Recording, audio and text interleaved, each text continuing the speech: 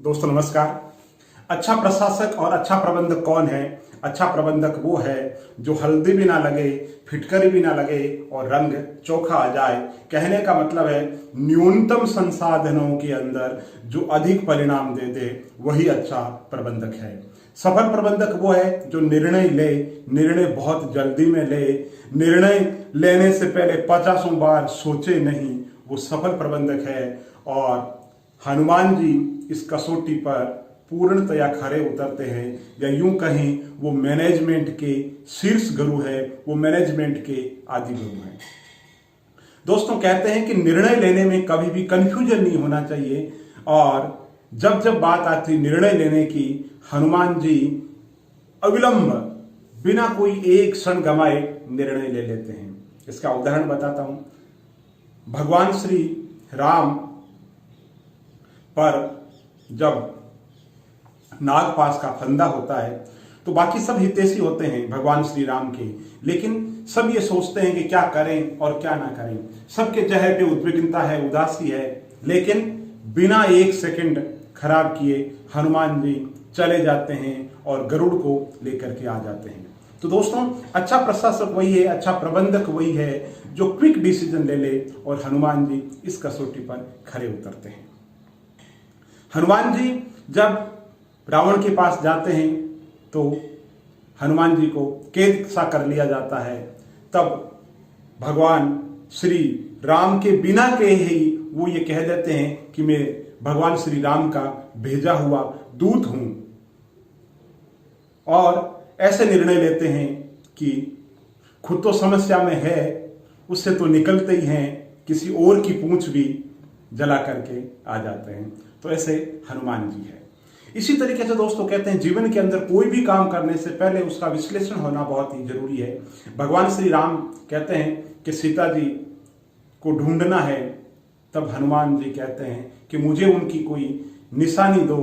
तो भगवान श्री राम मूंदड़ी यानी कि अंगूठी देते हैं, और जब हनुमान जी सीता जी से प्रथम बार मिलने के लिए जाते हैं तो सीता जी हनुमान जी पर विश्वास नहीं करते हैं। तब हनुमान जी ये कहते हैं कि ये देखो माता जी, भगवान श्री राम ने अंगूठी भेजी है। तो दोस्तों अच्छा प्रशासक वो है जो त्वरित निर्णय ले, जो हाजिर जवाबी हो, जिसकी समझ बहुत विकसित हो, जो आने वाले समय में क्या होने वाला है उसके बारे में पहले से पता लगा सके या पहले से सोच सके। इसी तरीके से दोस्तों प्रशासन के अंदर सफल वो होता है जो फील्ड का अनुभव होता है। हनुमान जी प्रथम बार लंका में जाते हैं, सारी लंका की गोपनीय बातें लगभग उनको पता चल जाती है। विभीषण के बारे में पता लग जाता है, चाहे सुग्रीव की बात हो, चाहे बाली की बात हो, या किसी की भी बात हो। जो फील्ड की जो पकड़ है, जो क्षेत्रीय जो पकड़ है, कहते हैं कि जो अकल आती है वो बादाम खाने से नहीं आती है, ठोकर खाने से आती है। तो हनुमान जी का जो फील्ड का जो अनुभव है वो बहुत ज्यादा काम आता है। इसलिए किसी भी प्रशासक को, किसी भी प्रबंधक को एयर कंडीशनर ऑफिस में बैठ करके डिसीजन नहीं लेने चाहिए, उनको फील्ड का अनुभव भी होना चाहिए। इसके अलावा आप देखो हनुमान जी में अनुशासन बहुत है।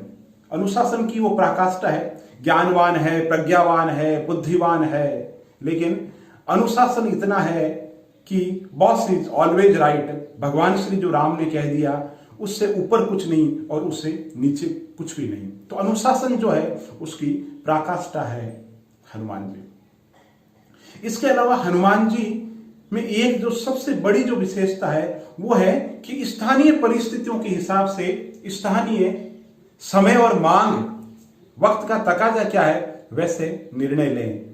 तो कभी वो विराट स्वरूप धारण कर लेते हैं तो कभी सूक्ष्म रूप धारण कर लेते हैं। तो प्रशासक के लिए बहुत जरूरी है कि उसको समय की जो मांग है वो क्या कहती है उसके बारे में एक अच्छे प्रशासक का होना कसौटी है अच्छे प्रशासक की, कि त्वरित समय के अंदर और सामने वाला जो पक्ष है उसके मन में क्या चल रहा है उसकी समझ होनी चाहिए। तो हनुमान जी मनोविज्ञान के बहुत ही अच्छे जानकार थे। तो दोस्तों जैसा कि मैंने शुरुआत में कहा था कि अच्छा प्रबंधक वो है जो निर्णय ले ले, अच्छा सफल प्रशासक उसे कहेंगे जो अच्छा निर्णय ले। तो हनुमान जी निर्णय लेने की कला के अंदर बहुत अच्छे थे, त्वरित निर्णय लेते थे।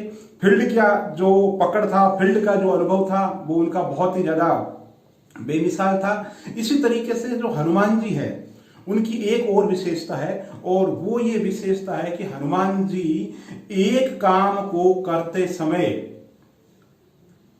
जब कंफ्यूजन हो, जैसे संजीवनी बूटी लाने की बात है, तो बाकी अगर और कोई उनकी जगह होता तो वो कंफ्यूजन में रह जाता कि क्या करूं और क्या ना करूं। तो हनुमान जी संजीवनी बूटी के लिए पूरा का पूरा पहाड़ लेकर के आ गए।